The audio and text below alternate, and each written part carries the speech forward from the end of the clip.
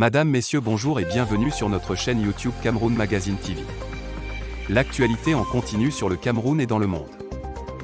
Vous êtes maintenant plusieurs milliers d'abonnés à travers le monde qui nous suivent au quotidien et partagent nos vidéos. Un grand merci pour votre confiance.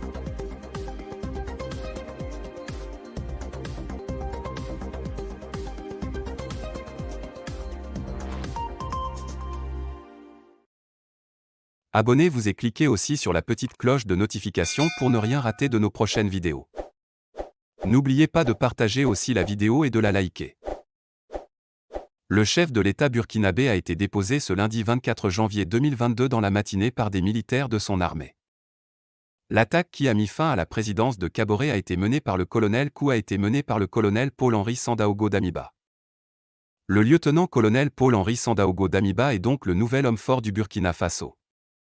Paul-Henri Sandaogo Damiba est un officier supérieur d'infanterie dans l'armée burkinabé. Il est diplômé de l'école militaire de Paris. Cet officier est titulaire d'un Master 2 en sciences criminelles du Conservatoire national des arts et métiers, CNAM, de Paris ainsi que d'une certification d'expert de la défense en management, commandement et stratégie. Il est auteur du livre « Armée ouest-africaine et terrorisme, réponse incertaine ». Les militaires mécontents du manque de moyens dans le cadre de la lutte contre le terrorisme et les attentats à la bombe à répétition ont plusieurs fois envoyé des signaux qui inquiétaient le président Kaboré.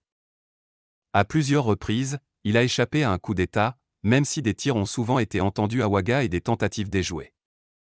Justement, des tirs ont été entendus plus tôt dimanche nuit dans le camp Sangoulé-Lamizana où des militaires avaient pris des armes vers 4 heures du matin le dimanche pour tirer en l'air et barricader les voies aux alentours du camp. Depuis, le calme était revenu dans la journée. On n'avait encore aucune situation exacte sur les leaders du mouvement, encore moins une idée claire des motivations du mouvement. Le ministre des Armées, le général Barthélemy Simporé, avait fait une brève apparition à la télévision nationale promettant un communiqué du gouvernement. Un communiqué du porte-parole du gouvernement est venu confirmer les tirs sans dire plus sur les motivations et les dégâts plausibles de ces manifestations. Finalement, Kaboré a été déposé et la garde présidentielle a dû déposer les armes face à la violence des combats. Roch-Marc Christian Kaboré était au pouvoir au Burkina Faso depuis le 29 décembre 2015. Le nouvel homme fort du Burkina devrait prendre la parole dans la journée de ce lundi 24 janvier.